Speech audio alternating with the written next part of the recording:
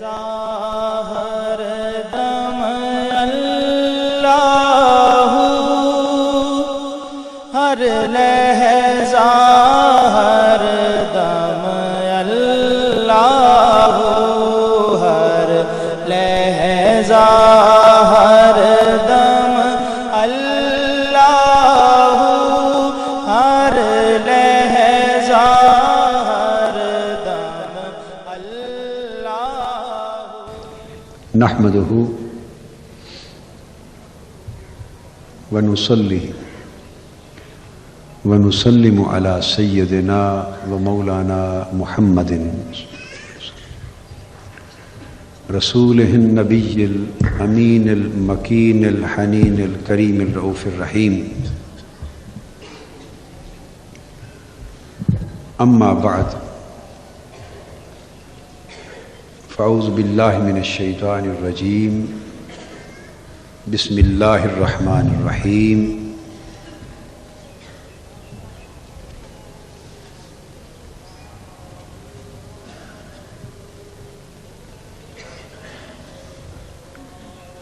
وَإِذِ ابْتَلَىٰ إِبْرَاهِيمَ رَبُّهُ بِكَلِمَاتٍ فَأَتَمَّهُنَّ، قال إني جاعلك للناس إماما، قال ومن ذريتي، قال لا ينال عهد الظالمين۔ وإذ جعلنا البيت مثابة للناس وأمنا، واتخذوا من مقام إبراهيم مصلى، وعهدنا إلى إبراهيم وإسماعيل أن طهر بيتي للطائفين والعاكفين والركع السجود، إذ قال إبراهيم رب اجعل هذا بلدا آمنا وارزق أهله من الثمرات من آمن منهم بالله واليوم الآخر، قال ومن كفر فأمتعه قليلا ثم أضطره إلى عذاب النار وبئس المصير۔ صدق اللہ مولانا العظیم۔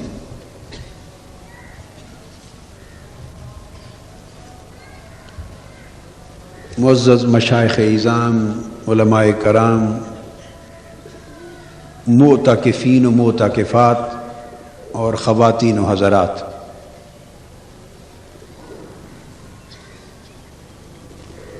اور عزیزان گرامی قدر، اللہ رب العزت کا شکر ہے جس کی توفیق سے ہم ماہ رمضان المبارک کی برکتوں اور سعادتوں سے بہرہ یاب کیے گئے، اور آج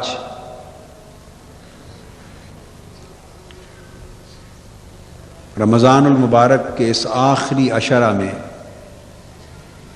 جمعۃ الوداع کی بابرکت ساعتوں کی حاضری نصیب ہوئی۔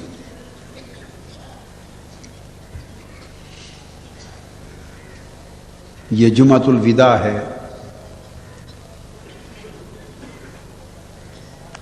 اور ماہ رمضان المبارک کی رخصتی کی آواز دے رہا ہے۔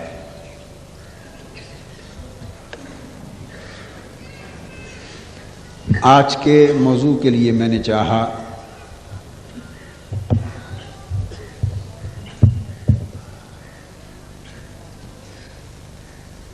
کہ سورہ بقرہ کی ان آیات کریمہ کا انتخاب کیا جائے، اور انہی کی میں نے تلاوت کی، جن میں اللہ رب العزت نے سیدنا ابراہیم علیہ السلام کا ذکر فرمایا، اور آپ کی آزمائشوں کا بیان کیا ہے۔ اور کعبۃ اللہ اور حرم کعبہ شہر مکہ کی عظمتوں کا بیان کیا۔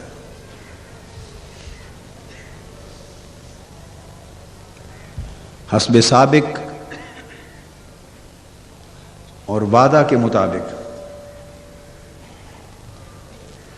ان آیات کریمہ کے اندر بیان ہونے والے مضمون کا جو روحانی اور عرفانی رخ ہے،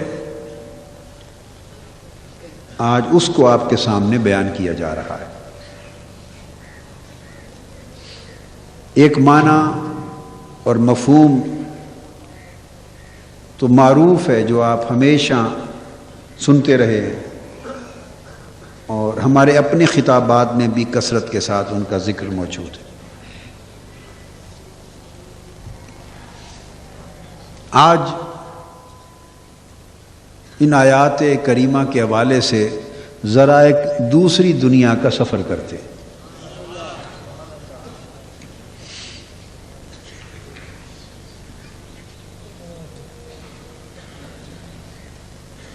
وہ جس طرح کیا شعر ہے کہ ابھی عشق کے امتحان اور بھی ہیں، ابھی عشق کے امتحان اور بھی ہیں، ستاروں سے آگے جہاں اور بھی۔ تو جہاں بڑے ہیں،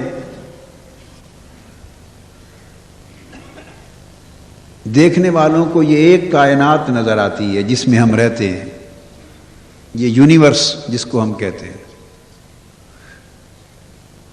مگر جاننے والوں کو معلوم ہے کہ کائنات صرف ایک نہیں، کائناتیں بہت ہیں، بہت کائناتیں ہیں۔ اور جس عالم میں ہم رہتے ہیں وہ عالم صرف یہی ایک نہیں ہے، بلکہ عوالم بہت زیادہ ہے۔ اس لیے اللہ پاک نے قرآن مجید کی ابتدا ہی میں اپنی ربوبیت کا تعارف کرواتے ہوئے یہ نہیں فرمایا کہ وہ اللہ اس عالم کا یا اس کائنات کا پالنے والا ہے، نہیں، فرمایا وہ تمام عالموں کا، تمام جہانوں کا، سب کائناتوں کا پروردگار ہے۔ تو اس لیے ستاروں سے آگے جہاں اور بھی۔ اب کون کس جہان کا انتخاب کرتا ہے یہ اس کی مرضی ہے، اور یہ اس کا ظرف ہے، یہ اس کی صلاحیت ہے۔ پرواز ہے دونوں کی اسی ایک فضا میں، کرگس کا جہاں اور ہے، شاہی کا جہاں اور۔ اب ہماری مرضی ہم کرگس بن جائیں یا شاہین بن جائیں۔ کرگس کا جہاں اور ہے، شاہی کا جہاں اور۔ کوئی شاہین بن جائے تو وہ اوپر کے جہاں میں پرواز کرتا ہے، اور ہم چونکہ کرگس بنے ہوئے ہیں، ہم اسی مادی ناسوتی جہان کی پرواز میں رہتے ہیں۔ سو میں نے غالباً پچھلے جمعۃ المبارک میں ماڈل ٹاؤن میں یہ نکتہ بیان کیا تھا، وہ تو خوراک اور غذا کے حوالے سے بیان کیا تھا، آج پرواز کے حوالے سے سمجھ لیں کہ پھر ہمیں ہے تو اس کی پرواز کا ماحول اور اس کے پرواز کے ضابطے اسی جہاں کے مطابق اس کو دے دیے جاتے ہیں۔ جو جس جہاں میں رہتا ہے اس کو اسی جہاں کی خوراک دے دی جاتی ہے۔ مچھلیاں پانی میں رہتی ہیں، ان کو ان کی خوراک پانی میں ہی مل جاتی۔ جو جانور اور پرندے زمین پر رہتے ہیں خشکی پر، ان کو ان کی خوراک زمین پر مل جاتی ہے۔ جو اونچی فضاؤں میں پرواز کرتے رہتے ہیں ان کو بسا اوقات اپنی خوراک وہیں مل جاتی ہے۔ پھر جو آسمانوں میں رہتے ہیں ان کو ان کی نورانی اور ملکوتی خوراک وہیں فراہم کر دی جاتی ہے۔ جو جنگلوں میں رہتے ہیں ان کو جنگلوں میں مل جاتی ہے، جو غاروں میں پہاڑوں میں رہتے ہیں ان کو پہاڑوں اور غاروں میں مل جاتی ہے، جو گندگی کھانا چاہتے ہیں گدھ، انہیں غلاظت اور گندگی اور مردہ لاشیں مل جاتی ہیں اور گندگی مل جاتی ہے، جو صاف ستھری خوراک کھانا چاہتے ہیں ان کو صاف ستھری خوراک مل جاتی ہے، اور جو تھوڑی کھاتے ہیں پرندے اور ستھری کھاتے ہیں اور اتنا کھا کے پھر اکتفا کرتے ہیں، فاقہ کرتے ہیں، ان کی خوراک ان کے پیٹ میں کستوری بن جاتی ہے۔ کستوری بھی پیٹ میں بنتی ہے کیا؟ تو کسی کی کھائی ہوئی خوراک فضلہ بن کر، ریزیڈیو بن کے، فضلہ بن کے، غلاظت بن کے نکل جاتی ہے، اور کسی پرندے کی کھائی ہوئی خوراک اس کے پیٹ میں کستوری بن جاتی ہے۔ پیٹ بھی وہی، انتڑیاں بھی وہی، نظام انہضام بھی وہی، خوراک بھی اسی دنیا کی، اور کھانے والے پرندے کے جو اعضاء ہیں اور نظام وہ بھی وہی۔ کوئی کھاتا ہے تو گندگی بن رہی ہے اور کوئی کھاتا ہے تو کستوری بن رہی ہے۔ کچھ مچھلیاں ہیں وہ کھاتی ہیں تو ان کے پیٹ سے کیویار نکلتے ہیں، وہ چھوٹے چھوٹے چھوٹے باریک انڈے کی طرح کی چیز ہوتی ہے خاص سمندروں میں، اور وہ بڑی قیمتی خوراک ہے، بڑی قیمتی خوراک ہے، بڑی قیمتی ہے کیویار۔ وہ ہزاروں روپے غالباً پاؤ کے یا آدھے کلو کے، ہزاروں روپے میں جا کے ملے گا۔ وہ لوگ وہ بھی کھاتے ہیں۔ اور میں یورپ میں جب دورے پر ہوتا ہوں تو بعض احباب وہ ہر کھانے کے ساتھ طرح طرح کے کیویار دیتے ہیں، اور مجھے یہ بات پہلے معلوم نہیں تھی، سال 2 سال قبل دیکھا کہ ایک ہی پلیٹ میں مختلف رنگوں کے کیویار تھے، سیاہ رنگ کے بھی تھے، چھوٹے چھوٹے انڈے وہ کیویار، سرخ بھی تھے، گلابی بھی تھے، سبز بھی تھے، یلو بھی تھے، مختلف رنگوں کے۔ تو میں نے پہلے سمجھا کہ یہ آرٹیفیشل کلرنگ ہے، رنگ کیا گیا۔ انہوں نے کہا نہیں، رنگ نہیں، مچھلی کے پیٹ سے ہی یہ کیویار اسی رنگ سے نکلتے ہیں۔ تو کوئی خوراک تو نہیں رنگین کھائی، وہ رنگ کہاں چڑھ گیا، وہ رنگ کہاں چڑھا، کیسے چڑھا؟ خوراک تو اسی سمندر کی کھائی، کھانے والی مچھلی بھی اسی طرح کی تھی، اور وہ فضلہ بننے کی بجائے کیویار ہوا، اور جب وہ بن کے نکلا تو کسی کا کوئی رنگ، کسی کا کوئی رنگ، تو پتہ چلا کہ رنگ بھی جدا جدا چڑھتے رہتے ہیں۔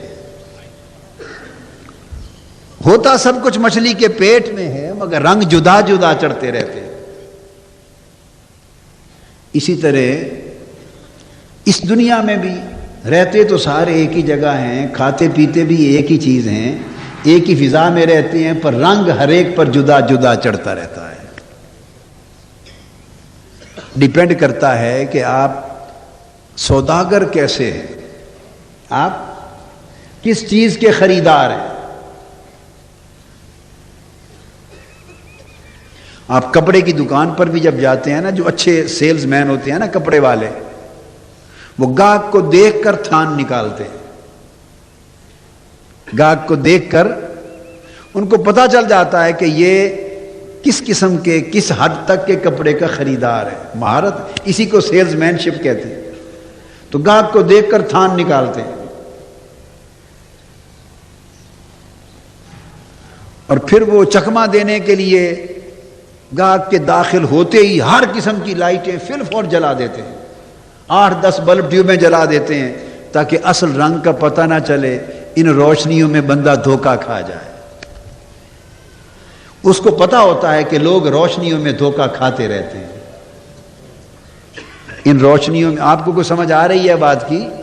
جی، ان روشنیوں میں لوگ دھوکہ کھاتے رہتے ہیں، اور سب سے زیادہ دھوکہ تو آپ کھاتی ہیں، یہ بیویاں دکانوں پر، اور دکاندار کے پاس اگر عورتیں چلی جائیں خریداری کے لیے تو بہت ہی خوش ہوتے ہیں.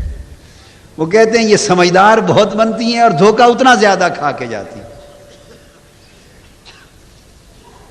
تو لائٹیں طرح طرح کی جلاتا ہے، روشنیاں کر دیتا ہے دکاندار، تاکہ کپڑے کا جو اصل رنگ ہے وہ معلوم نہ ہو سکے.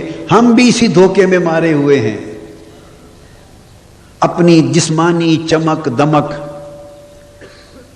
مادی دنیاوی ناسوتی زندگی اور حرص و ہوا کی جو ارد گرد کی ماحول کی عزت فخر مباحات منصب، کپڑے جبے کبے کوٹ پینٹ ٹائی لباس برش اور بڑی پالش وغیرہ، اور لوگ تو اور بھی کچھ کرتے رہتے ہیں، بہت سارا ساز و سامان رکھتے ہیں ساتھ.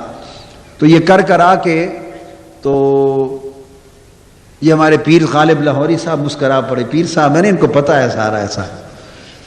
تو یہ اسی میں انسان دھوکہ کھائے ہوئے ہے، اسی میں انسان دھوکہ کھائے ہوئے ہے، اور اس کو اس دنیاوی چمک دمک میں وہ اپنی اصل حقیقت کو بھول گیا ہے.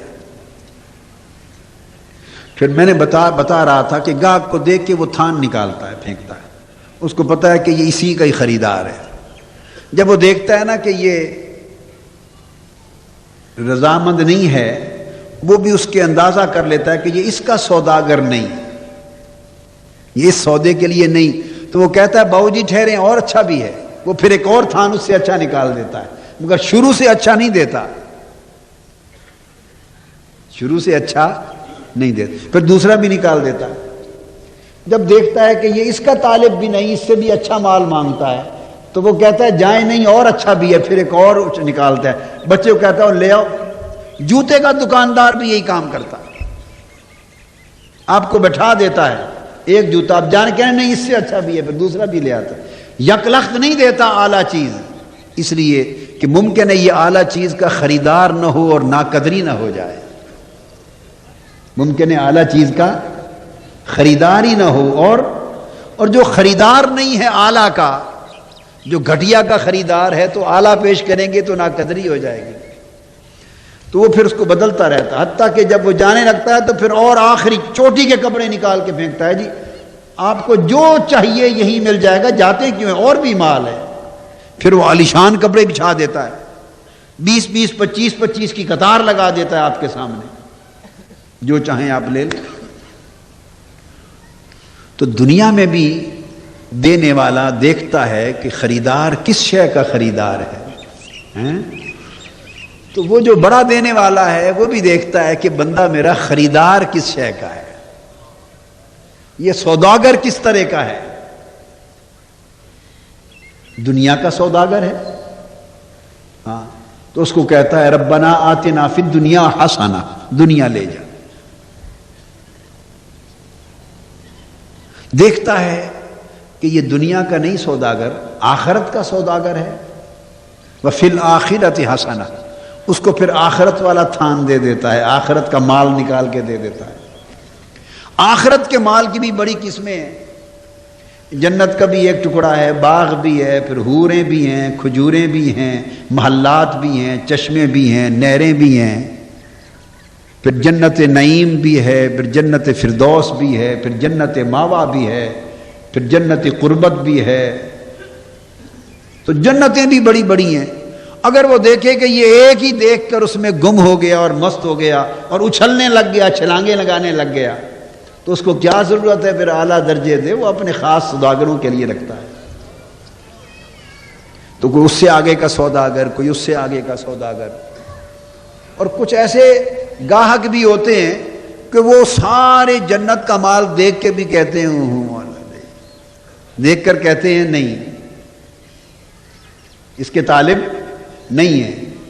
تو پھر وہ کہتا ہے اچھا جاؤ، نہیں، جس چیز کے تم طالب ہو وہ بھی ہے. تو پھر ایک جنت قربت بھی ہے. پھر اس کو پکڑ کے لے جاتا ہے چشمہ قربت پہ، یہاں کا پانی پی لو، یہ جنت قربت ہے، میری قربت والی جنت. تو اس طرح سودے بڑے ہیں، مال بڑے ہیں، گاہکوں سے بھی زیادہ سودے ہیں، دینے والا ایک ہے. تو دوستو بس یہ جو کثرت ہر چیز میں آپ دیکھتے ہیں، ہر شے میں کثرت، طلب میں کثرت، عطا میں کثرت، تو اسی کثرت میں یہ بھی سمجھ لیں کہ معنی قرآن میں بھی کثرت ہے، معنی قرآن میں بھی کثرت ہے۔ جو جس چیز کا طالب ہے، جیسا سوداگر ہے، ویسا قرآن کے معنی، مطالب اور معارف کا خزانہ اس کے لیے کھول دیا جاتا ہے۔ بڑے خزانے ہیں قرآن کے معنی کے، بڑے خزانے ہیں معنی کے قرآن کے، مطالب قرآن کے، معارف قرآن کے، تو جو جس کا طالب ہوتا ہے بس اسی کا دروازہ کھول دیتے ہیں کہ اس میں سے لے جا۔ اس لیے میں نے کہا کہ آج ایک دوسرا خزانہ مطالب اور معارف قرآن کا دوسرا خزانہ ہے۔ آج تھوڑا اس سودے کا حال دیکھتے ہیں، وہ سودا کیسا ہے۔ اس میں ارشاد فرمایا وَإِذِ ابْتَلَىٰ إِبْرَاهِيمَ رَبُّهُ بِكَلِمَاتٍ، پہلے تو تھا نا ابراہیم علیہ السلام کی حیات ظاہری کی بات تھی کہ انہیں طرح طرح کی آزمائشوں سے گزارا گیا، آزمایا گیا، فَأَتَمَّهُنَّ، اور وہ ان سب میں کامیاب ہو گئے۔ اب یہ بات ہو رہی ہے ابراہیم قلب کی، براہیم قلب کی۔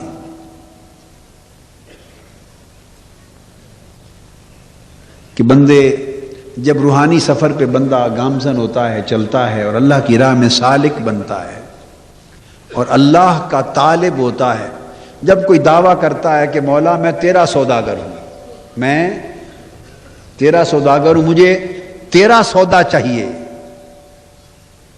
میں دنیا اور آخرت کے مال کا طالب نہیں، میں تیرا طالب، تو اس کو پھر بلا لیا جاتا ہے، پھر آ جا صحرا میں، آ جا صحرائے ابتلا میں آ جا۔ اس صحرا کا نام کیا ہے؟ صحرائے ابتلا، آزمائشوں کا ڈیزرٹ، ڈیزرٹ ہے، صحرا ہے آزمائشوں کا، اس میں آ جا۔ اب تمہیں آزماتے ہیں تو مختلف مراتب روحانیت کے اعتبار سے آزمایا جاتا ہے۔ روحانیت کے مراتب لطائف ہیں، ان میں سے ہر ایک لطیفے کو ایک مرتبے پر اس کے مقام کے مطابق طرح طرح کی آزمائشوں میں سے گزارا جاتا ہے۔ اس شخص کے نفس کی بھی آزمائشیں کی جاتی ہیں، جب کوئی اس راہ پہ چل پڑتا ہے، اللہ کی راہ کا کوئی مسافر ہو جاتا ہے تو اس کے نفس کو آزمائشوں میں ڈالا جاتا ہے۔ ہم تو نفس کی آزمائشوں پہ بھی مار کھا جاتے ہیں، جبکہ اس کے بعد قلب کی، دل کی آزمائشیں کی جاتی ہیں۔ کچھ لوگ ہیں جو قلب کی آزمائشوں تک پورے اترتے، قلب کی آزمائشوں تک پورے اترتے، پھر اس کے بعد روح کو آزمایا جاتا ہے، روح کو آزمایا جاتا ہے۔ پھر کچھ لوگ روح کی آزمائشوں پر پورے اترتے ہیں،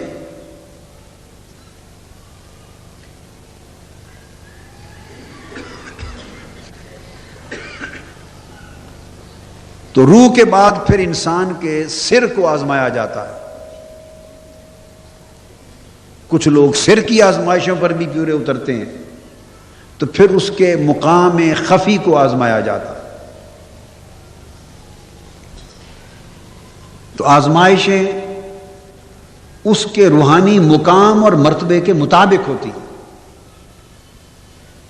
اس کو اگلی آیت کریمہ کے ساتھ جوڑ کے سمجھیں، جس میں اللہ پاک نے فرمایا والا نب، یہ 5 ہیں لطائف بنیادی۔ کتنے؟ بنیادی طور پر 5 ہیں، پھر آگے ان کی تفصیلات ہیں، پھر 7 بھی ہو جاتے ہیں ان کی تفصیلات۔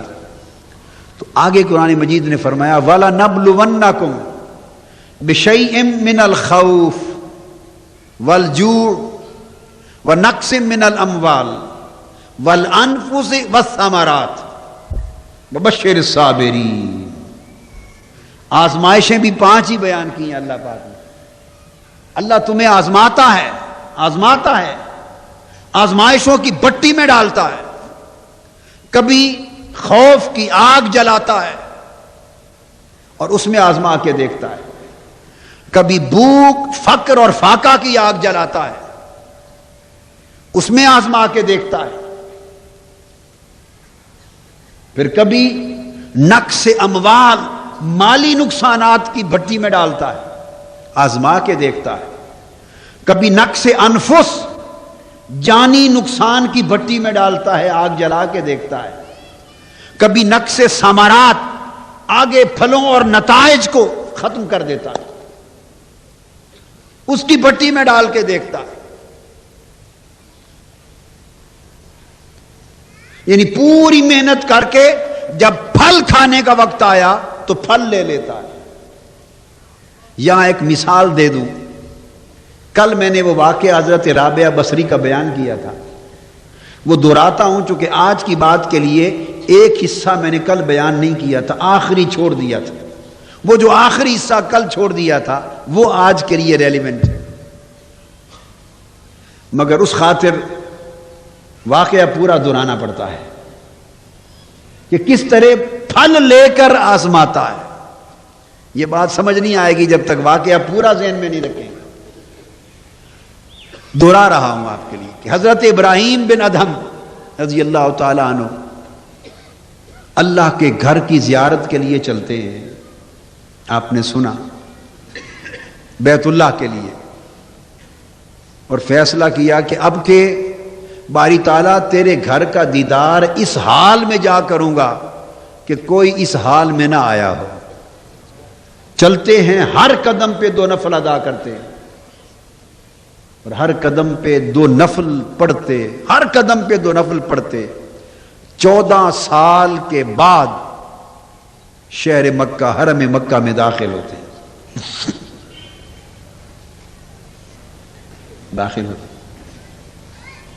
جب آگے پہنچتے ہیں تو روحانی آنکھ سے جب دیکھتے ہیں تو روحانی وجود کعبۃ اللہ کا سامنے دکھائی نہیں دیتا, کعبہ نظر نہیں آتا. پریشان ہوتے ہیں کہ کہیں میری روحانی بصیرت تو زائل نہیں ہو گئی, دل کی آنکھ تو نہیں بند ہو گئی. حکم ہوتا ہے نہیں ابراہیم تیری بصیرت قائم ہے, مگر کعبہ کسی کے استقبال کے لیے گیا ہے. عرض کیا باری تعالیٰ کوئی مجھ سے بھی بلند ہے اور مجھ سے بھی اعلیٰ شان اور مجھ سے بھی اعلیٰ ریاضت کے ساتھ تیرے گھر کو دیکھنے آ رہا ہے کہ میں 14 سال میں پہنچا ہوں, مجھے دکھائی نہیں دیا. مجھے بتا تو صحیح کہ وہ آنے والا کس شان سے آ رہا ہے کہ جس کے استقبال کے لیے خود کعبہ چل کے گیا ہے.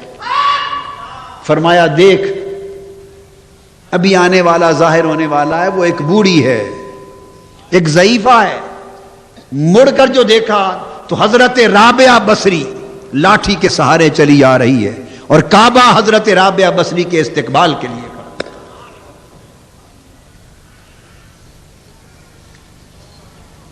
آپ نے پوچھا حضرت ابراہیم بن ادہم نے کہ بی بی صاحبہ آپ نے سارا نظام درم برم کر رکھا ہے. جانتے تھے نا ایک دوسرے کے حوال کو, سارا نظام درم برم کر دیا ہے, کعبہ ہٹ گیا اپنی جگہ سے. وہ فرمانے لگی ابراہیم بن ادہم میں نے تو کچھ نہیں کیا, نظام تو تم نے درم برم کیا کہ 14 سال سے ہنگامہ کھڑا کر رکھا ہے کہ ہر قدم کے پہ 2 نفل پڑھتے آ رہے ہو. 14 سال سے اہل معرفت اور اہل روحانیت میں ایک ہنگامہ ہے. میں نے تو کچھ نہیں کیا. تو انہوں نے پوچھا میں تو 14 سال سے ہر قدم پہ 2 نفل پڑھ کے آیا ہوں, بی بی صاحبہ آپ کس طرح آئی ہیں کہ کعبہ آپ کے استقبال کے لیے آیا ہے؟ وہ فرمانے لگی یہ بات توجہ طلب ہے, میں نے تو ایسا کچھ نہیں کیا, میں تو صرف عاجزی اور انکساری اور تواضع کے سہارے آئی ہوں. میں نے تواضع کو اپنی سواری بنا لیا، عاجزی انکساری کو سواری بنا لیا، اور میں سراپا تواضع انکساری بن کے رب کے گھر کی طرف آئی ہوں۔ 14 سال کے نفل پیچھے رہ گئے اور تواضع اور انکساری کی سواری بندے کو اوپر لے گئی۔ یہ تو ایک بات ہو گئی نا۔ اب وہ رو پڑی، وہ جو بات کل میں نے چھوڑ دی تھی وہ بتانا چاہتا ہوں۔ رو پڑی اور عرض کرنے لگی باری تعالیٰ میں شرمسار ہو گئی ہوں کہ میری آمد پر تو نے کعبے کو بھیجا ہے کہ میرا استقبال کرے، کعبہ میرے استقبال کو آیا ہے۔ عرض کیا باری تعالیٰ میں گھر کو دیکھنے تو نہیں آئی تھی، میں تو گھر والے کو دیکھنے آئی تھی، اور تو نے گھر دکھا کے مجھے فارغ کر دیا، گھر دکھا کے فارغ کر دیا۔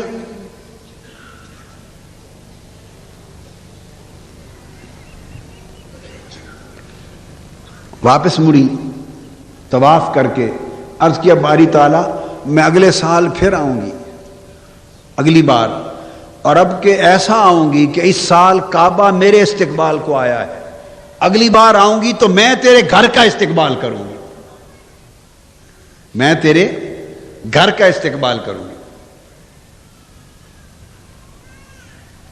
جب اگلی بار حضرت رابعہ بصری نے دوبارہ سفر کیا، تو آپ کھڑی نہیں ہوئی، سجدے میں گر گئیں، اور گھر سے چل کر حرم مکہ تک سجدے میں زمین پہ لڑکتی ہوئی سفر کیا، سر اٹھایا ہی نہیں۔ ہائے ہائے ہائے، سر اٹھایا ہی نہیں۔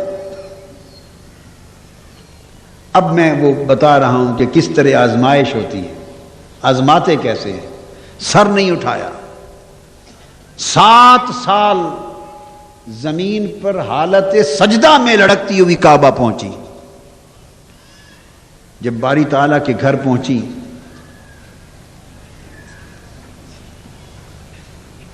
تو کعبۃ اللہ کا صحن قریب آیا۔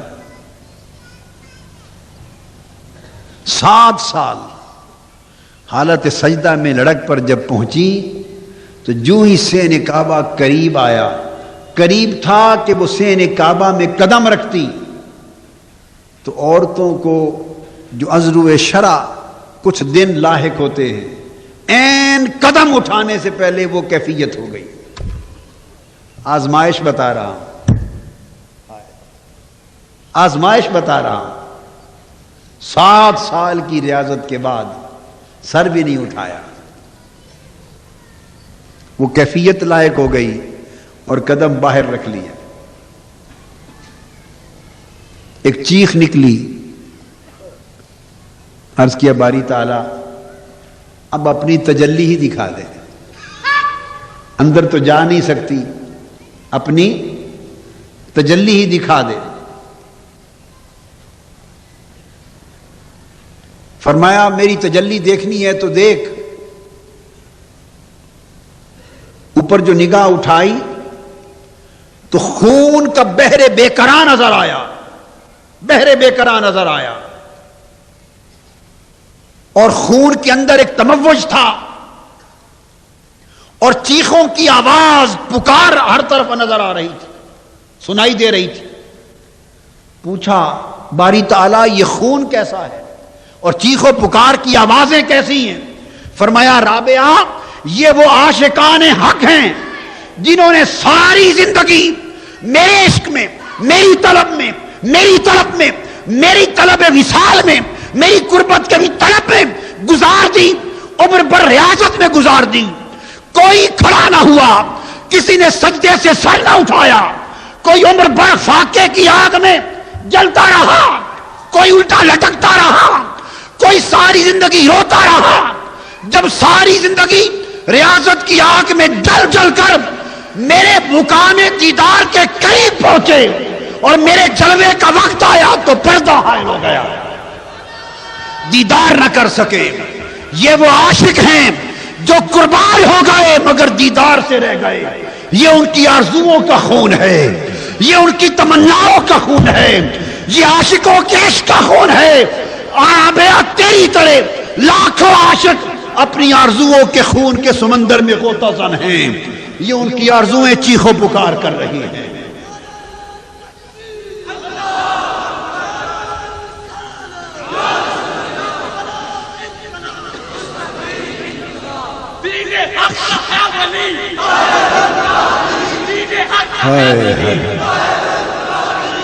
پھل اپنے اپنے ہوتے ہیں، کوئی دنیاوی پھل کا طالب ہوتا ہے، اس سے محروم کر دیا جاتا ہے۔ کوئی صحت کے پھل کا طالب ہوتا ہے، اس سے محروم کر کے آزمایا جاتا ہے۔ کوئی مال و دولت کے پھل کا طالب ہوتا ہے، اس سے محروم کر کے آزما دیا جاتا ہے۔ کوئی اولاد کے پھل کا طالب ہوتا ہے، اس سے محروم کر کے آزما دیا جاتا ہے۔ کوئی جاہ و منصب کے پھل کا طالب ہوتا ہے، اس سے محروم کر کے آزما دیا جاتا ہے۔ یہ تو اس کے مقام اور طلب کے مطابق آزمائش ہیں۔ اور دوستو، عشق بڑا مشکل مقام ہے، عشق بڑا مشکل مقام ہے۔ حضرت غوث علی شاہ صاحب قلندر پانی پتی فرماتے ہیں، ایک فقیر کے پاس ایک جوان آ کے بیٹھتا تھا، ہر روز آ کے بیٹھتا، دیدار کرتا، چلا جاتا۔ عاشق تھا فقیر، عاشق میں کشتا تھا، کشتا عشق تھا۔ روزانہ بیٹھ کے چلا جاتا۔ بڑے دن گزر گئے، بڑے دن گزر گئے، نہ کچھ پوچھتا نہ کچھ مانگتا۔ ایک دن فقیر نے پوچھا، جوان روزانہ آ کے بیٹھتے ہو بڑی مدت سے، کچھ پوچھتے بھی نہیں، کچھ مانگتے بھی نہیں، بتاؤ تو صحیح کیا چاہتے ہو؟ پوچھا فقیر نے، کیا چاہتے ہو؟ اس نے کہا، صرف ایک ذرہ عشق کا چاہتا ہوں۔ ہائے ہائے، ایک ذرہ عشق کا چاہتا ہوں۔ ہائے، اس فقیر نے پوچھا، کبھی عشق والوں کا حال دیکھا ہے؟ عشق والوں کا کبھی حال دیکھا ہے؟ جوان سے پوچھا۔ اس نے کہا، وہ تو نہیں دیکھا کبھی۔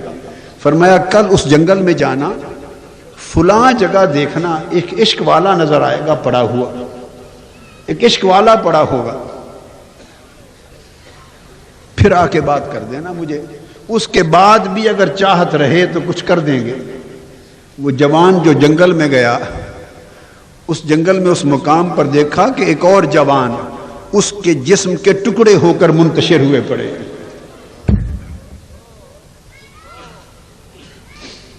اس کے اعضاء جسم کے ٹکڑے ہو کر جدا ہوئے پڑے۔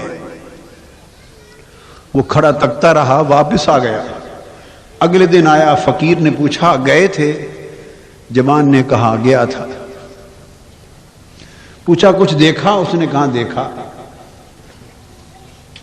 سمجھ آئی عشق کی؟ سمجھ آ گئی۔ اب فقیر نے پوچھا، اب بھی چاہتے ہو؟ اس نے کہا، پہلے ایک قطرے کا طالب تھا، اب پورا دریا مانگتا ہوں۔ پہلے قطرے کا طالب تھا، اب پورا دریا مانگتا ہوں۔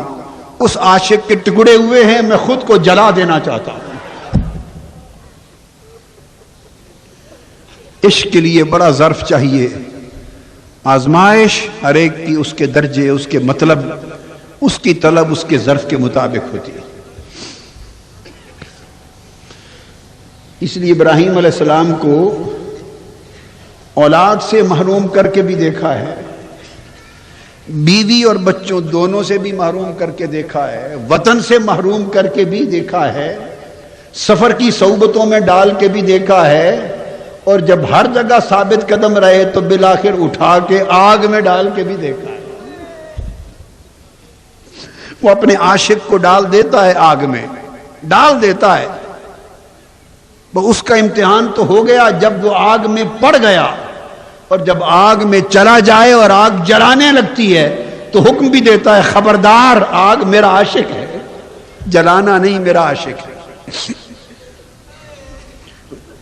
وَإِذِ ابْتَلَىٰ إِبْرَاهِيمَ رَبُّهُ بِكَلِمَاتٍ فَأَتَمَّهُنَّ۔ روحانیت کے ہر درجے کے مطابق، روحانیت کے ہر درجے کے مطابق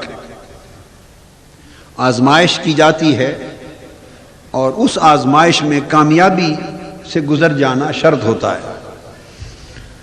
امتحانات میں کبھی صبر کے کبھی صبر کی چھری، صبر کے آلے سے کبھی آزمائش کی جاتی، کبھی شکر کی بھٹی میں اس کو ڈال کے آزمائش کی جاتی ہے، کبھی توکل کی کٹھالی میں پگھال کے آزمائش کی جاتی ہے، کبھی تسلیم کی سانگ پر چڑھا کر آزمائش کی جاتی ہے، تسلیم کے سانگ پر، کبھی رضا کے نیزے پہ سر کٹا کے رکھ کر آزمائش کی جاتی ہے۔ آزمائش ہے تو کسی کی آزمائش صبر میں ہوتی ہے، ہم تو صبر کی آزمائش میں بھی پورے نہیں اترتے، اور اللہ والوں کی آزمائش تو شکر کے درجے میں ہوتی ہے، اور وہ ہیں جو شکر کی درجے کی آزمائش پہ پورے اترتے ہیں، ان کی توکل پہ پوری ہوتی ہے، جو توکل پہ پورے اترتے ہیں ان کی تسلیم پر آزمائش ہوتی ہے، جو تسلیم پہ پورے اترتے ہیں ان کی رضا پہ آزمائش ہوتی ہے۔ مقصد بات کا یہ ہے کہ جیسی کیفیات ہوتی ہیں تو اس کیفیتوں کی بھی آزمائش ہوتی ہے، جب کیفیتیں پختہ ہو جائیں، استقامت پکڑ لیں تو وہ حال میں بدل جاتی ہے۔ روحانی کیفیت میں جب استقامت آ جائے، پختگی اور دوام آ جائے تو وہ حال بن جاتا ہے، تو پھر احوال کی بھی آزمائش ہوتی ہے، اور حال اگر ہمہ وقت اور دائمی ہو جائے تو اس کو مقام کہتے ہیں، پھر مقامات کی بھی آزمائش ہوتی ہے۔ تو ارشاد فرمایا وَإِذِ ابْتَلَىٰ إِبْرَاهِيمَ رَبُّهُ بِكَلِمَاتٍ فَأَتَمَّهُنَّ، جب بندے کی آزمائش اس کے تمام روحانی مراتب کے مطابق ہو جاتی ہے اور وہ اللہ کی مدد اور توفیق سے ان پر پورا اترتا ہے، ان پر پورا اترتا ہے، تو پھر اسے آواز آتی ہے قَالَ إِنِّي جَاعِلُكَ لِلنَّاسِ إِمَامًا، اب تجھے لوگوں کا امام اور پیشوا بنایا جاتا ہے، اب تمہیں لوگوں کا پیشوا بنایا جاتا ہے، لوگوں کا امام بنایا جاتا ہے، رہبر بنایا جاتا ہے۔ اور یہ جو فَأَتَمَّهُنَّ ہے، ان آزمائشوں پر پورا اترنا، جیسے میں نے بتایا نا کہ مقامات بھی 5 ہیں، آزمائشیں بھی 5 ہیں، اسی طرح ان میں کامیابی پورا اترنا فَأَتَمَّهُنَّ، اس کے مرحلے بھی 5 ہیں کامیابی کے۔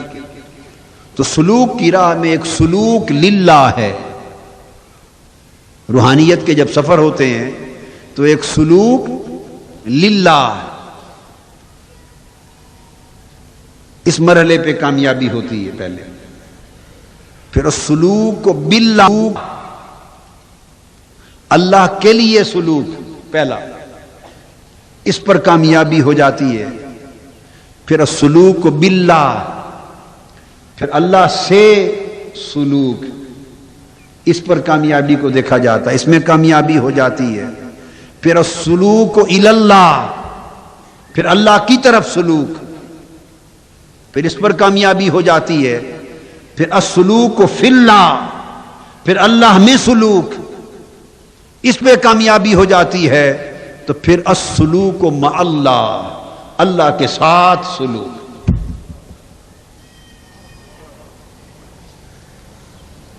یہ للہ، پھر باللہ، پھر الاللہ، پھر فی اللہ، اور پھر مع اللہ، یہ سلوک ہوتے ہیں۔ اور آقا علیہ السلام نے فرمایا جب ان تمام مراحل میں کامیابی ہوتی ہے تو قربتیں بڑھتی چلی جاتی ہیں، قربتیں بڑھتی چلی جاتی ہیں، پھر جب انسان السلوک مع اللہ کے سارے مرحلے طے کرتا ہے تو ادھر قربت اپنی انتہا کو پہنچ جاتی ہے۔ تو آقا نے فرمایا لی مع اللہ وقت، مجھے، یہ میں آپ اس کا عارفانہ مفہوم بیان کر رہا ہوں، لی مع اللہ وقت، عام ترجمہ تو یہ کیا گیا نا کہ مجھے اللہ کی معیت میں ایک ایسی گھڑی اور ایک ایسی ساتھ میسر ہے، مگر نہیں، فرمایا مجھے مقام مع اللہ پر، مقام مع اللہ پر سارے مراحل کے بعد مجھے معیت الہی اور مقام معلا کی انتہا پر وہ مقام، وہ درجہ حاصل ہے کہ جب میں وہاں ہوتا ہوں نہ کوئی فرشتہ وہاں میرے ہونے اور میرے مقام کا درک حاصل کر سکتا ہے، نہ کوئی مقرب رسول میرے مقام کی معرفت حاصل کر سکتا ہے۔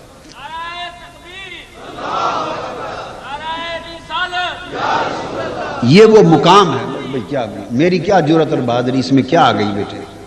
سوچا کرو، نہ کوئی جرت ہے نہ بہادری ہے، پھر مجھے ڈال دیتے ہیں لا کے ایسے جیسے دودھ میں چھپکلی کو ڈال دینا، یا دودھ میں مینڈک کو گرا دینا، یا کسی پاک چیز میں پلید شے کو ڈال دینا۔ اب کیا گھسیڑ دیتے ہیں مجھے؟ لی مع اللہ وقت، اللہ کی معیت میں حالت معلّہ پر، مقام معلّہ پر مجھے ایک وہ وقت حاصل ہے، تو آپ اس وقت پر فائز ہیں، یہ ایک الگ بات ہے۔ کہ اس مقام پر یہ ہوتا ہے کہ وہ لمحہ ایک دن حضرت عائشہ صدیقہ نے دیکھا رضی اللہ تعالی عنہ، حضرت عائشہ صدیقہ ام المومنین رضی اللہ تعالی عنہ نے دیکھا، تو قریب جا کے جب دیکھا تو پوچھا من انت، کون ہے تم؟ انہوں نے عرض کیا انا عائشہ تو یا رسول اللہ، آقا میں عائشہ ہوں، آقا میں عائشہ ہوں۔ اب وہ تو لی مع اللہ وقت ان پر تھے، وہاں تو وجود مٹ جاتے ہیں، یاد کسی کی کیا رہے، وہاں تو وجود مٹ جاتے ہیں، کسی کی یاد اور پہچان کیا رہے گی؟ پوچھا کون؟ عرض کیا آقا عائشہ۔ فرمایا من عائشہ، عائشہ کون؟ عائشہ کون؟ عرض کیا بنت ابی بکر یا رسول اللہ، حضور ابو بکر کی بیٹی عائشہ۔ فرمایا من ابو بکر، ابو بکر کون؟ عرض کیا ابن ابی قحافہ یا رسول اللہ، حضور ابو بکر جو ابو قحافہ کے بیٹے ہیں۔ فرمایا من ابو قحافہ، ابو قحافہ کون؟ روایت تو یہاں ختم ہو گئی، مگر عرفاء نے اپنے حالی اور عرفانی طریق پر یہاں ایک اگلا حصہ بیان کیا ہے جو محدثین نے نہیں لیا، عاشقین اور عارفین نے، اہل حال نے، اہل کشف نے لیا ہے، تو اگلا حصہ کشفی روایت ہے۔ جب اس مقام پر پہنچے حضرت عائشہ صدیقہ رضی اللہ تعالیٰ عنہ پر کب کبھی طاری ہو گئی، گھبرا گئی، مگر وہ بھی زوجہ رسول ام المومنین تھی، عارفہ کاملہ تھی، گھبرا گئی مگر عارفہ کاملی تھی، سنبھل گئی۔ ان کو خیال آیا آج وقت ہے پوچھنے کا کہ حضور آپ کون ہیں۔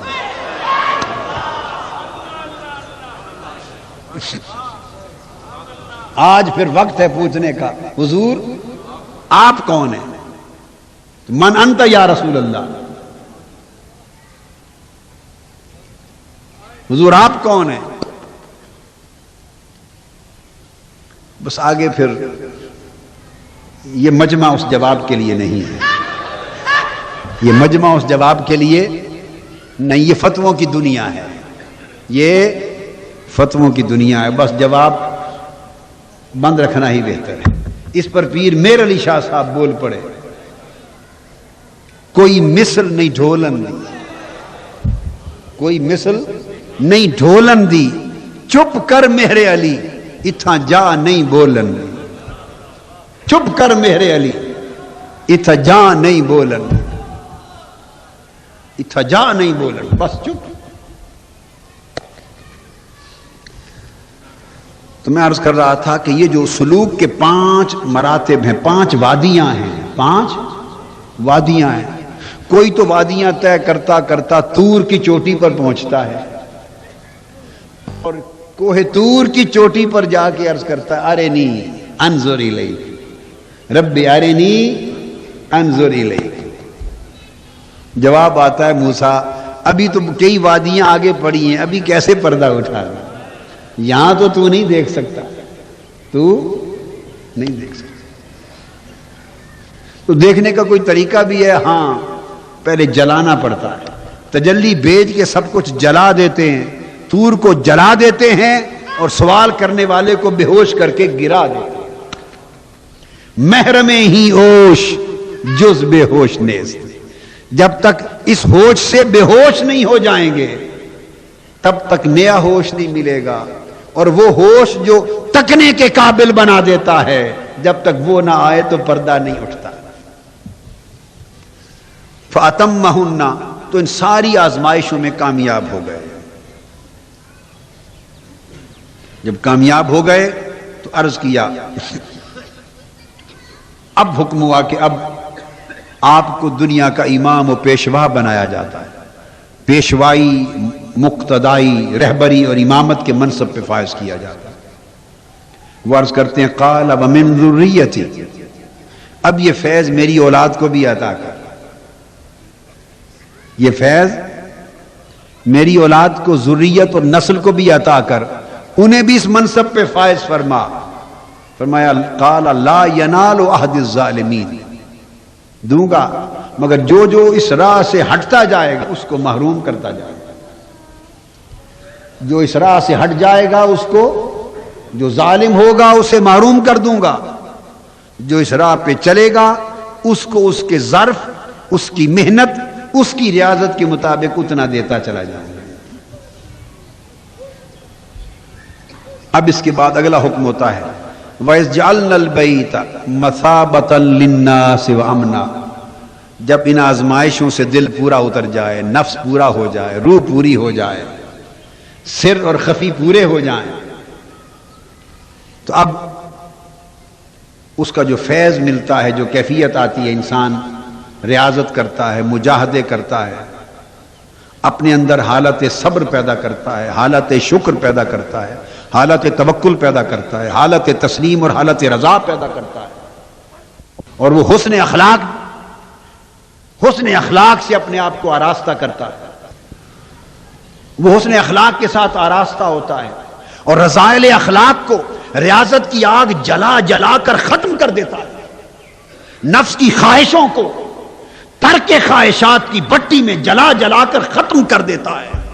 شہوات نفس کو ترک شہوات کی ریاضتوں میں مسل مسل کر، پیس پیس کر شہوتوں کو ختم کر دیتا ہے، خواہشوں کو ختم کر دیتا ہے، مرغوبات کو ختم کر دیتا ہے، مطلوبات کو پیس کر ختم کر دیتا ہے.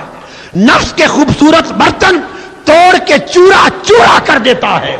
دل کا برتن توڑ دیتا ہے تاکہ اس کی نگاہ میں محبوب ہو جائے. اس طرح آزمائشوں کی کنکریاں لگتی ہیں، آزمائشوں کے پتھر لگتے ہیں اور حسین ظرف ٹوٹتے گرتے چلے جاتے ہیں. جب یہ کیفیتوں سے گزرتا ہے تو فرماتا ہے میرے محبوب بندے، اب تیرے دل کو میں نے اپنا کعبہ بنا لیا.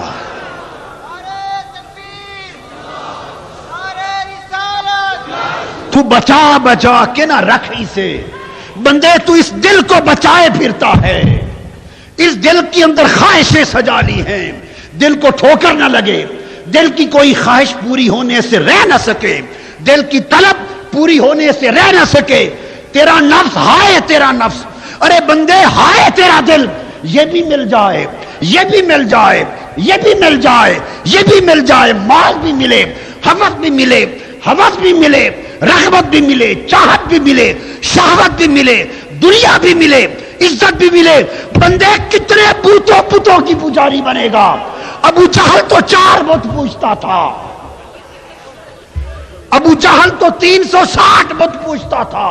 ان میں سے بھی کوئی عزا کا پجاری تھا، کوئی حبل کا پجاری تھا، کوئی لات کا پجاری تھا، کوئی منات کا پجاری تھا.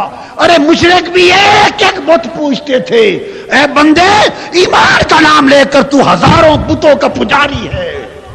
تیرے دل سے بڑا مندر کیا ہوگا؟ ارے تیرے دل سے بڑا بت خانہ کیا ہوگا؟ ادھر تک، ادھر دنیا کا بت، ادھر تکبر کا بت، ادھر حسد کا بت، ادھر رعونت اور غرور کا بت، ادھر اناد کا بت، بغض کا بت، عداوت کا بت، کدورت کا بت، نفرت کا بت، دنیا پرستی کا بت، غیبت کا بت، چغلی کا بت. اور سارے بتوں کے درمیان دیکھ ایک چبوترا ہے، نظر دوڑا، اس چبوترے پر بہت بڑا بت بیٹھا ہے. اس بت کا نام ہے میں. انا.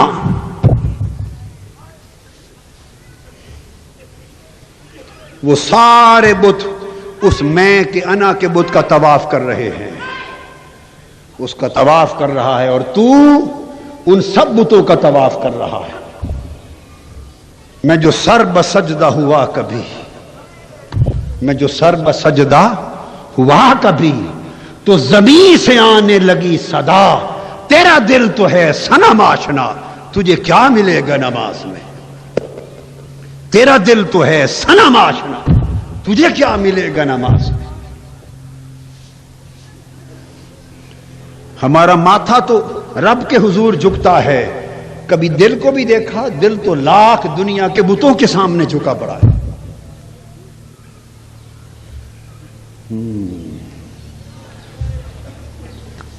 فرمایا بندے یہ جو دل کا صحن ہے ان کو بتوں سے خالی کر.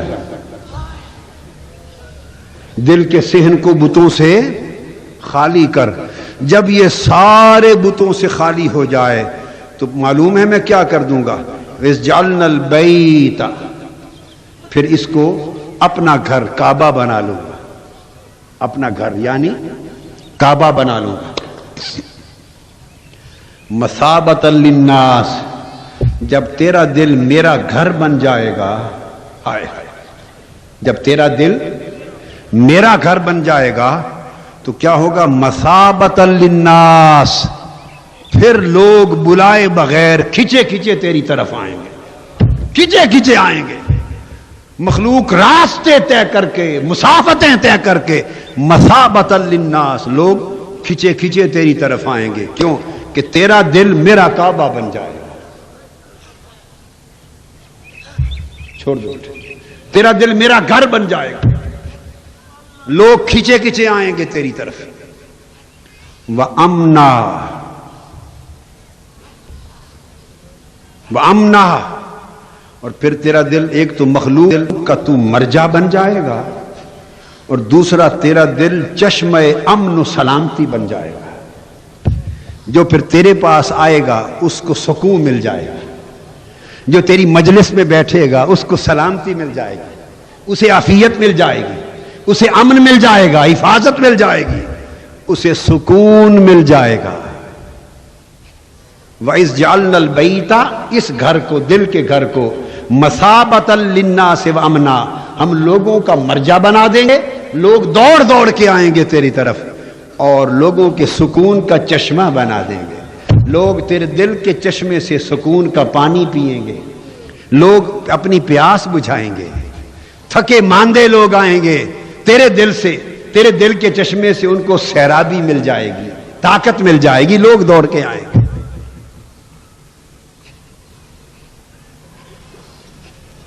اور پھر ارشاد فرمایا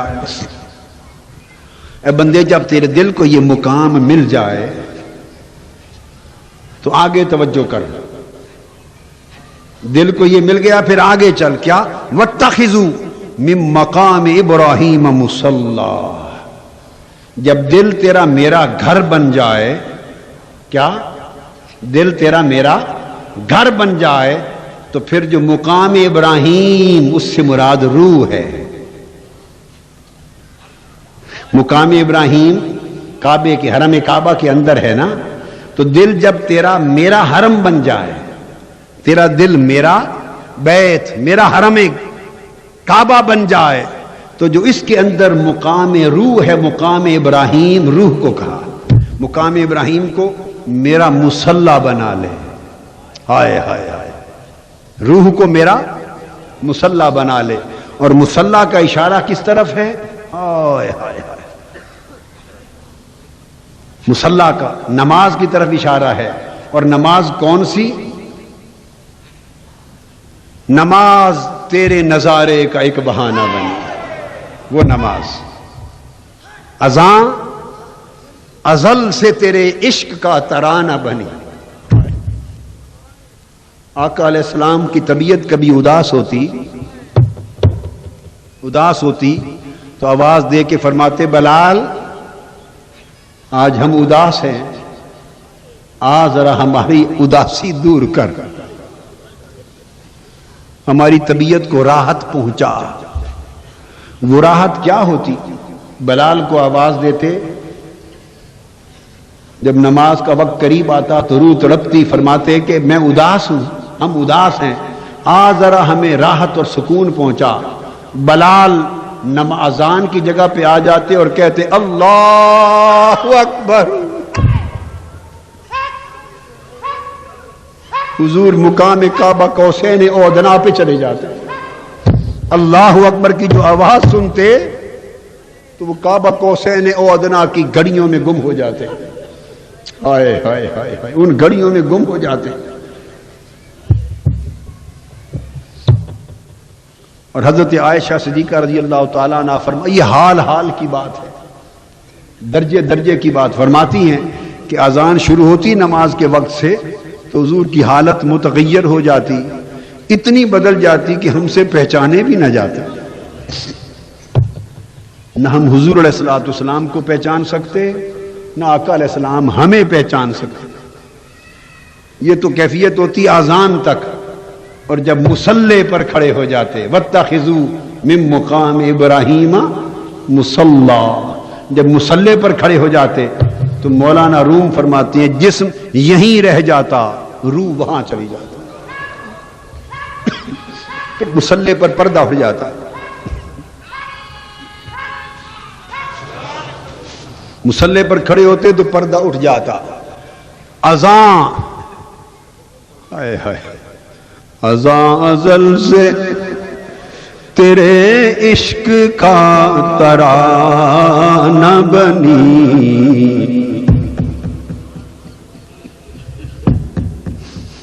اذان ازل سے تیرے عشق کا ترانہ بنی، اذان ازل سے تیرے عشق کا ترانہ بنی، نماز تیرے نظارے کا ایک بہانہ بنی،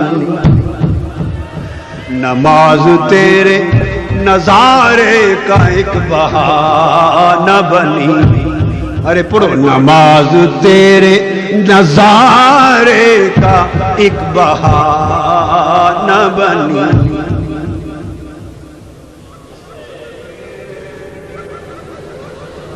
آگے کیا؟ ادائے دید، ادائے دید سراپا نیاز تھی تیری، ادائے دید سراپا نیاز تھی تیری،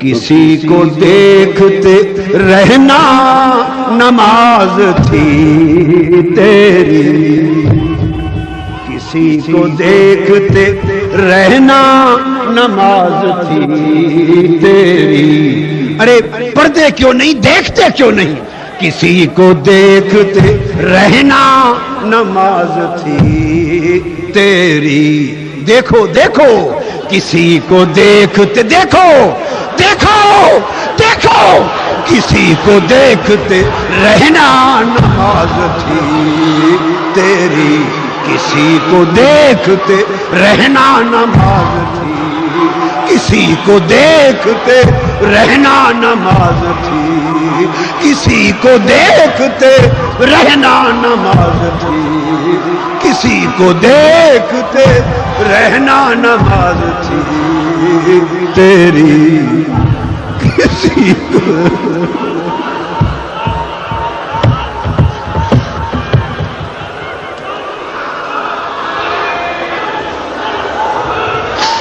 کسی کو دیکھتے رہنا نماز تھی تیری،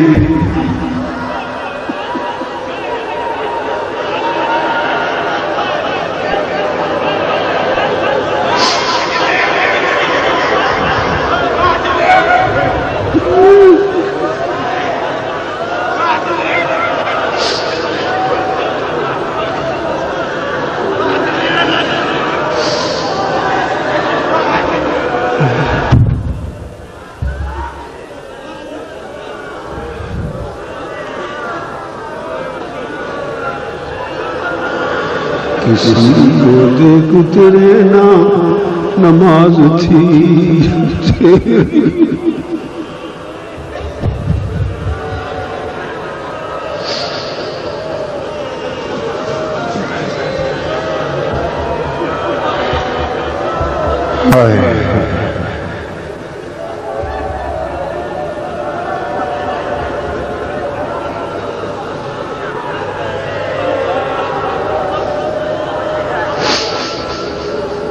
لوگوں ایسی زندگی اپناؤ کہ یہ پردہ اٹھ جائے،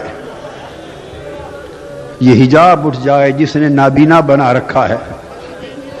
جلوے بہت ہیں، اس پردے کے پیچھے جلوے بہت ہیں، نظارے کے لیے بےتاب ہے مگر آنکھوں پر پردہ ہے۔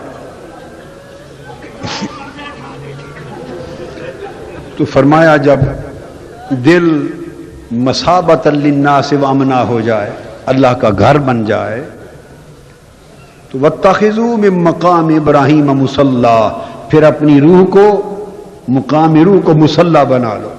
ہائے ہائے ہائے، سوچو دل کعبہ بنا ہوا ہو اور روح مصلی ہو۔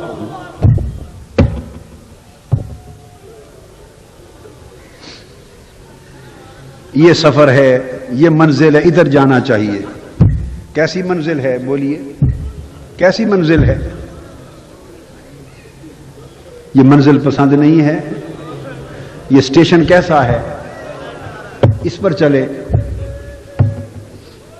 اس نگری میں چلے، اس نگری میں چلے۔ ہم کہاں پھرتے، کہاں پھرتے؟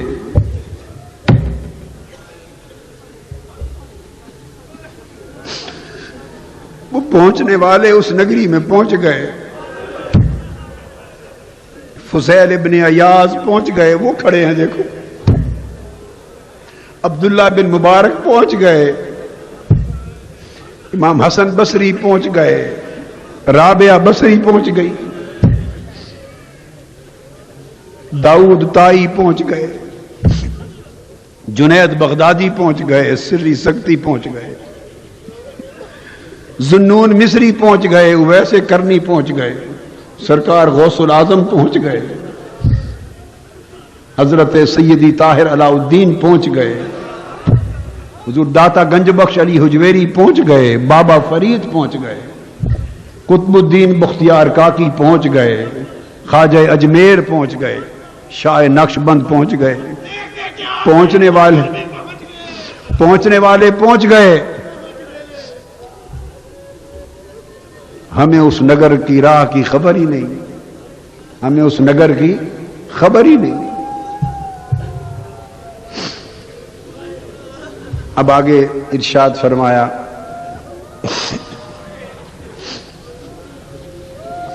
دل کی بات ہو چکی، روح کی بات ہو چکی، دل کی بات، نفس کی بات ہو چکی، کیا؟ پھر دل کی بات ہو چکی، پھر روح کی بات ہو چکی۔ اب فرمایا واحدنا الی ابراہیم و اسماعیل ان طہر بیتی للطائفین والعاکفین والرکع السجود۔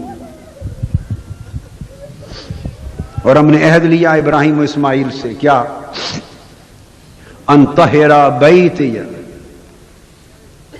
اب یہ پورا سینہ اور وجود، اللہ پاک اب اس پورے سینے اور وجود کو فرما رہا ہے کہ یہ پورا سینہ اور وجود بھی میرا بنا ڈالو،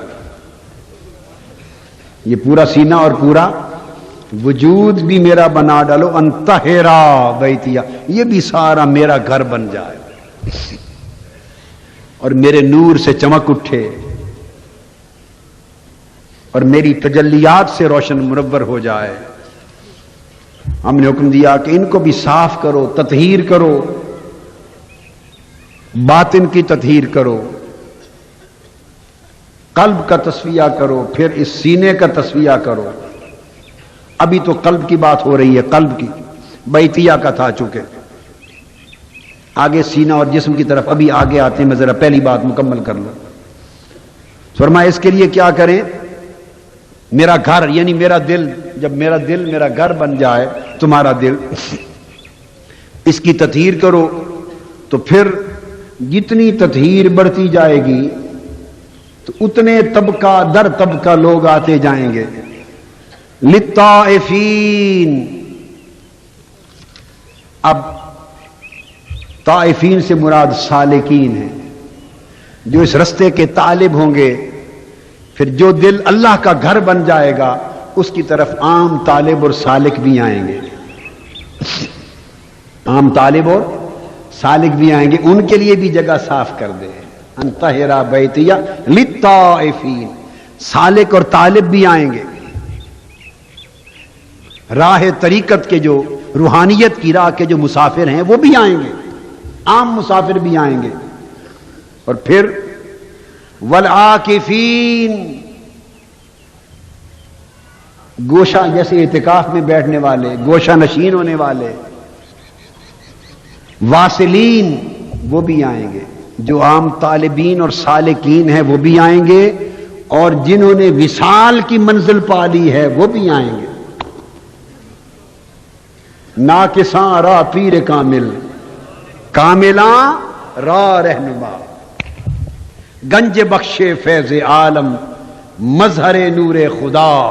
ناکساں راہ پیر کامل، کاملاں راہ رہنما. ناقص بھی آئیں گے، کامل بھی آئیں گے، پھر سب آئیں گے. الطائفین، سالکین آئیں گے، ناقص آئیں گے. والعاکفین، واصلین آئیں گے، کاملین آئیں گے. والرکع،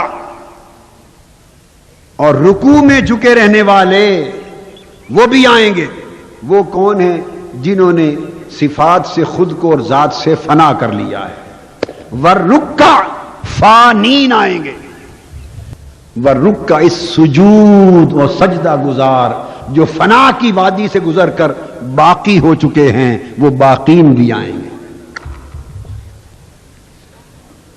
فانی فی اللہ بھی آئیں گے، باقی باللہ بھی آئیں گے.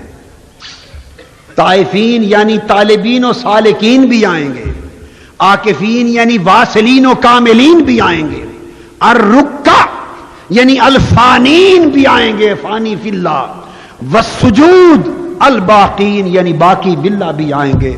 ہر درجے کا شخص میرے بندے پھر تیرے پاس اپنی ضرورت کی خیرات مانگنے آئے گا. ہر ظرف والا، ہر برتن والا اپنی طلب کے لیے مانگنے آئے گا. تو مرجع خلائق ہو جائے گا. ہر طبقے کے لوگ آئیں گے. دل کو اتنا اونچا کر کہ ہر کوئی آئے، اتنا اونچا کر کہ ہر کوئی آئے. اور طہرا بیتیا، میرے دل کو، میرے گھر کو، اپنے دل کو صاف کر تاکہ قلب وساوس سے پاک ہو جائے، خطرات سے پاک ہو جائے، نفس کے الہامات اور منفی اثرات سے پاک ہو جائے، شیطانی وسوسوں سے پاک ہو جائے، ہوا کی، ہوائے نفس، نفسانی شہوات سے پاک ہو جائے، اور قوا جسمانی مرغوبات و مطلوبات سے پاک ہو جائے. دل اتنا بلند ہو کہ اس میں ہی میں رہ جاؤں. اب جب یہ تیرا دل فقط میرا گھر ہو جائے، باقی ہر ایک سے خالی ہو جائے، دیکھ پھر طالب بھی آئیں گے، ناقص بھی آئیں گے، پھر کامل بھی آئیں گے، پھر فانی بھی آئیں گے، پھر باقی بھی آئیں گے. پھر کشاں کشاں مخلوق شرق سے غرب تک تیری طرف آتی چلی جائے گی. کیونکہ بیتیا، یہ میرا گھر ہے. پھر جو تیرے پاس آئے گا اس کو میں ملوں گا، تیرے دل سے میں ملوں گا. چونکہ بیتیا، اب یہ میرا گھر ہو گیا ہے، یہ میرا گھر ہو گیا ہے. یعنی دل تیرا ہے، گھر میرا ہے، رہتا میں ہوں. مکان تیرا ہے، مکین میں ہوں. اب جو تیرے پاس آئے گا اسے تو نہیں ملے گا، میں ملوں گا.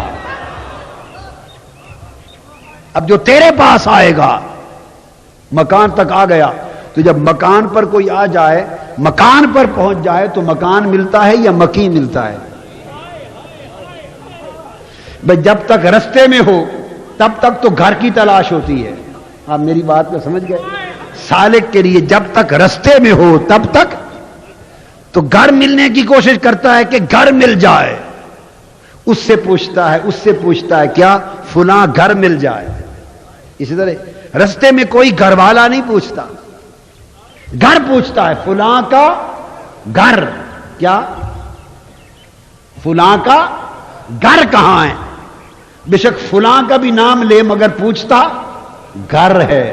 جب تک گھر تک نہیں پہنچتا رستے میں ہوتا ہے، سالک ہوتا ہے، تب تک گھر پوچھتا ہے. اور جب گھر پہنچ جائے تو گھر کے دروازے پر آنے والے گھر نہیں پوچھتے، گھر والا پوچھتے ہیں. وہ گھر والا پوچھتے ہیں. ہم گھر پوچھتے ہیں، جو گھر تک پہنچ چکے وہ گھر والے کو پوچھتے ہیں.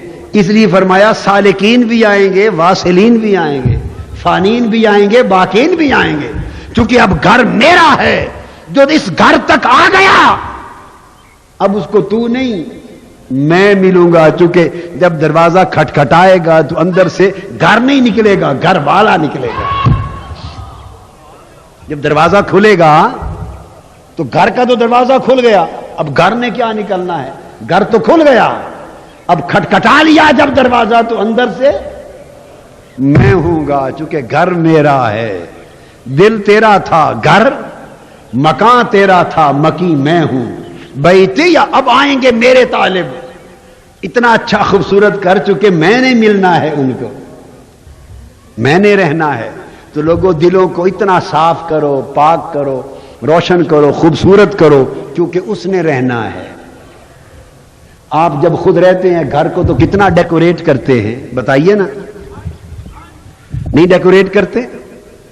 فانوس لگاتے ہیں، وال پیپر لگاتے ہیں، اسٹیمپر انیمل کرتے ہیں، خوبصورت کرتے ہیں، چمکاتے ہیں، ٹیوبیں لگاتے ہیں، بلب لگاتے ہیں، پھر اس کے پاس ڈیکوریشن کرتے ہیں، دیواروں پر اچھی اچھی چیزیں لگاتے ہیں، گھر خوبصورت بناتے ہیں. کیوں جی؟ اس میں ہم رہتے ہیں، اس میں ہم رہتے ہیں. اچھی بات ہے، آپ رہتے ہیں، اپنا گھر خوبصورت بنا لیں. پر کبھی یہ بھی دیکھا کہ ایک گھر اور بھی ہے، اس گھر میں وہ رہتا ہے، اس نے رہنا ہے، تو اس گھر کو اس کی شان کے لائق بھی تو بناؤ نا. اتنا خوبصورت کرو کہ اس کے رہنے کے قابل ہو جائے. بیتی للطائفین والعاکفین والرکع السجود. اور اس کے لیے پھر فرمایا وَإِذْ قَالَ إِبْرَاهِيمُ رَبِّ اجْعَلْ هَذَا بَلَدًا آمِنًا. نفس کی بات ہو گئی، دل کی بات ہو گئی. اب میں کہہ رہا تھا، اب فرمایا اب یہ آ گیا سینہ اور وجود، جس میں یہ گھر ہے، جس میں اللہ کا گھر بیت اللہ ہے. فرمایا اب ابراہیم نے عرض کیا باری تعالی روح تیرا مصلی بن گئی، مقام جلوہ بن گئی. روح تیرا مقام جلوہ بن گئی، دل تیرا مقام قیام بن گیا. دل تیرا مقام، تیرا مکان بن گیا، تیری رہائش گاہ بن گئی. اب یہ سینہ اور جسم ہے، اس پر بھی کرم کر دے، اس پر بھی کرم کر دے. فرمایا رب اجعل ھذا بلدا آمنا. تو جب دل ایسا ہو جائے تو سینہ اور جسم بھی امن والا بن جاتا. دل ایسا ہو جائے تو پھر آنکھ خطا نہیں کرتی. دل جب اللہ کا گھر بن گیا تو پورا جسم خطا، بولیے نا رب اجعل ھذا بلدا. یہ پورا کا پورا شہر، یہ شہر جسم، یہ شہر بدن، کیا یہ مکان دل جب اس کا ہو گیا اور اس نے آ کے رہائش رکھ لی تو پھر جسم اس کا شہر بن گیا. مکہ کی معنی جسم اس کا شہر بن گیا، بلد حرام بن گیا.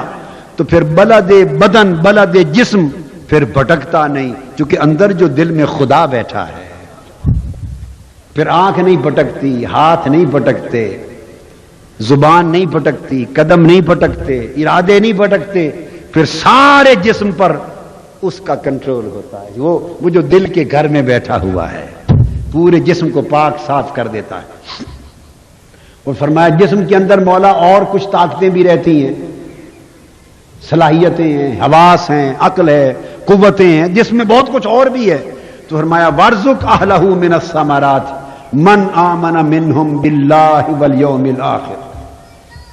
یہ سینہ، یہ جسم، اب اس کو حرم قلب بنا دیا، صفات نفس کے غلبے سے محفوظ و مامون کر دیا. آمنہ، نفس کے غلبے سے اسے محفوظ کر دیا، امن والا بنا دیا. اب دعا ہو رہی ہے مولا جو اس کے اندر ایمان والے رہتے ہیں، جو اس کے اندر ایمان والے رہتے ہیں، روح ہے، دل ہے، سر ہے، خفی ہے، لطائف ہیں، جو روحانی لطائف رہتے ہیں اس جسم کے اندر اور روحانی صلاحیتیں رہتی ہیں، مولا ان کو اب پھل عطا کر، رزق اور کھانا عطا کر. اللہ پاک نے فرمایا ہاں، قلب و روح اور لطائف روحانی یہ سینے حرم دل کے باشندے ہیں، یہ اس جسم کے مکہ کے، جسم کے مکے کے رہنے والے ہیں. یہ مکہ جسم، یہ بلد جسم، یہ حرم جسم، اس کے اندر سارے لطائف رہنے والے ہیں. آؤ، یہ ایمان والے ہیں، دل ایمان والا ہے، عقل ایمان، روح ایمان والی ہے، سر خفی لطائف روحانی ایمان والے ہیں. ورزق اہلہ من الثمرات من آمن منہم باللہ والیوم الآخر. ان کو پھل دے دو، ان کو رزق معرفت عطا کیا جاتا ہے. رزق معرفت، ثمرات، پھلوں سے لاد دیا جاتا ہے، اور وہ معارف مالا اعلیٰ سے اترتے ہیں، عالم ملکوت سے آتے ہیں پھل. ایک تاش آتا ہے دل کو، یہ ملکوتی پھل ہیں، کھا لے. پھر لاہوت کے پھل آتے ہیں، لاہوتی پھل ہیں، کھا لے. جبروت کے پھل آتے ہیں، یہ جبروتی میوے ہیں، کھا لے. یہ لاہوت کے میوے ہیں، کھا لے. یہ ہاہوت کے میلے ہیں، کھا لے. پھر اس مکان میں لا مکانی رزق اترتا ہے. اس مکان میں لا مکانی رزق، لا مکانی پھل، لا مکانی میوے، لا مکانی ثمرات اترتے ہیں، اور آسمانی لا مکانی پھلوں اور میووں سے دل اور روح اور سر لاد دیے جاتے ہیں. پھر جب آپ اس کے تھال پر جا کے بیٹھتے ہیں نا، تو یہاں کا پھل ملتا ہی نہیں، وہاں کے پھل ملتے ہیں. پھر جب اس کے تھال پہ جا کے کھائیں گے تو پھر تو اس کے وہی کچھ ہی کھائیں گے نا جو وہاں کا ہے، اس کے پاس پھل وہی ہیں. اسرار اترتے ہیں جو دنیا والوں کو معلوم نہیں ہوتے، معارف اترتے ہیں، یہ ورزق ثمرات ہے. اللہ پھل اور رزق دیتا ہے، معارف کا رزق لوگ دنیا میں تلاش کرتے ہیں، وہ نہیں ملتے. اسرار اترتے ہیں، رموز اترتے ہیں، لطائف اترتے ہیں، دقائق اترتے ہیں، معانی اترتے ہیں، انوار اترتے ہیں، تجلیات اترتے ہیں. علم لدنی اترتا ہے، وہاں کے علم اترتے ہیں. پھر وہ یہاں نہیں ملتے، کتابوں میں نہیں ملتے، وہ مدرسوں میں نہیں ملتے، وہ ورقوں پر نہیں ملتے، وہ گلیوں دکانوں میں نہیں ملتے، یہاں کے سوداگروں کو نہیں ملتے. وہ پھل ہیں جو یہاں کی دکانوں پر نہیں ملتے، جو یہاں کی انارکلی مال روڈ، لیٹن روڈ کی دکانوں پر نہیں ملتے. وہ سدرۃ المنتہا کی دکان پہ ملتے ہیں، وہ سدرہ کی دکان پہ ملتے ہیں، وہ عرش کی دکان پہ ملتے ہیں، وہ ملکوت کے بازار میں ملتے ہیں، وہ جبروت کی گلیوں میں ملتے ہیں، وہ لاہوت کی مارکیٹ میں ملتے ہیں. مگر کسی نے ان گلیوں بازاروں کا چکر لگایا ہو تو پتا ہو کہ وہاں کی دکانیں کیسی ہیں. آئے آئے وہاں کے پھل اترتے ہیں. اور جو پھر وہ طائفین جو آتے ہیں اس کے پاس کھانے، ان کو ملتے ہیں. اور یہاں پر اللہ پاک نے فرمایا ابراہیم یہ تو نے مانگا، مگر کچھ اس میں اور بھی ہیں جو مومن تو نہیں، ایمان والے تو نہیں، مگر باشندے تو اسی شہر کے ہیں.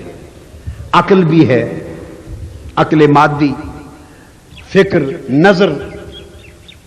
نظر، فکر، سوچ، فراست، عقل مادی، یہ بھی کچھ باشندے اسی شہر میں رہتے ہیں. کالا ومن کافرا، ایمان والوں کو تو دے چکا، ایمان والے لطائف اور جواہر کو تو عطا ہو چکا، ملکوتی، جبروتی، لاہوتی میووں کے تھال.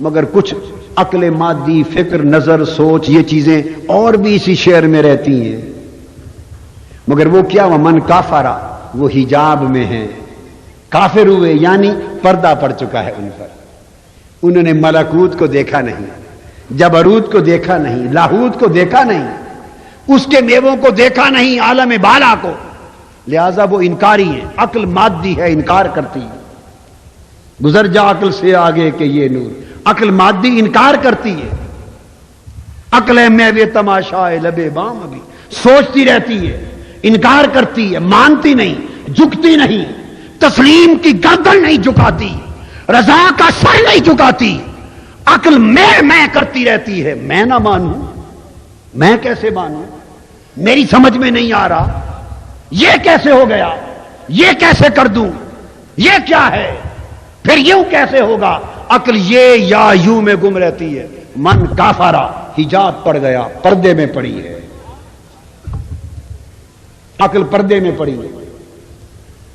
تو اللہ پاک نے فرمایا بے شک حجاب کی وجہ سے محروم ہے، پردے میں ہے، مگر ہے تو اسی بلد حرام، اسی دل کے شہر کی باشندہ تو ہے نا، تو فرمایا فَأُمَتِّعُهُ قَلِيلًا، تھوڑا سا اس کو بھی دے دوں گا۔ ہائے ہے مفتی صاحب،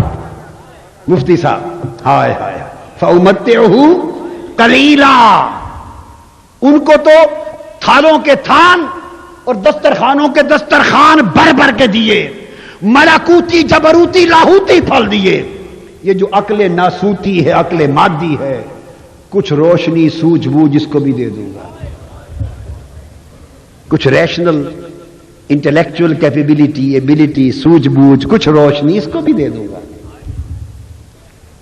فَأُمَتِّعُهُ قَلِيلًا، تھوڑا سا اس کو بھی دے دوں گا، بالکل محروم نہیں رکھیں گے، یہ بھی کچھ سوچے گی، کچھ تھوڑی تھوڑی اس کو بھی سمجھ آئے گی، گزر جا عقل سے آگے کہ یہ نور چراغ راہ ہے، منزل نہیں ہے، رستے کی روشنی آ جائے گی اس کے پاس میں، رستے کی روشنی آ جائے گی، منزل تک تو نہیں پہنچے گی مگر رستے کی کچھ خبر ہو جائے گی، اتنا کچھ اس کو دے دیں گے، پھر ثم اضطرہ الی عذاب النار، دنیا کے چند دن ہیں مادی عقل کے، کچھ نہ کچھ اس کو خوراک مل جائے گی، اس کے بعد بالآخر وہی حجاب، دوری اور محرومی کا عذاب ہے، مادی عقل کا جب تک پردہ نہ اٹھے وہ محرومی کے عذاب میں رہے گی، محرومی کے عذاب میں رہے گی، اس کو عذاب محرومی، عذاب حرمان سے نکلنے کے لیے اور عذاب حجاب سے نکلنے کے لیے ضروری ہے کہ وہ اس دل والے گھر کے سامنے عقل سجدہ ریز ہو جائے، عقل سجدہ ریز ہو جائے اور ساجد ہو کر کہہ دے کہ آج میں نے اپنا انکار اقرار میں فنا کر دیا، آج میں نے اپنا انکار اقرار میں فنا کر لیا، اپنا تمرد اور انحراف رضا میں فنا کر لیا، آج میری اکڑ ختم ہو گئی، میں جھک گئی، میں ساجد ہو گئی۔ تو عقل مادی اگر اس طرف آ جائے تو پھر عقل ظلمانی نہیں، عقل نورانی بن جاتی ہے، اس کو بھی پھر وہ میوے عطا کر دیے جاتے ہیں۔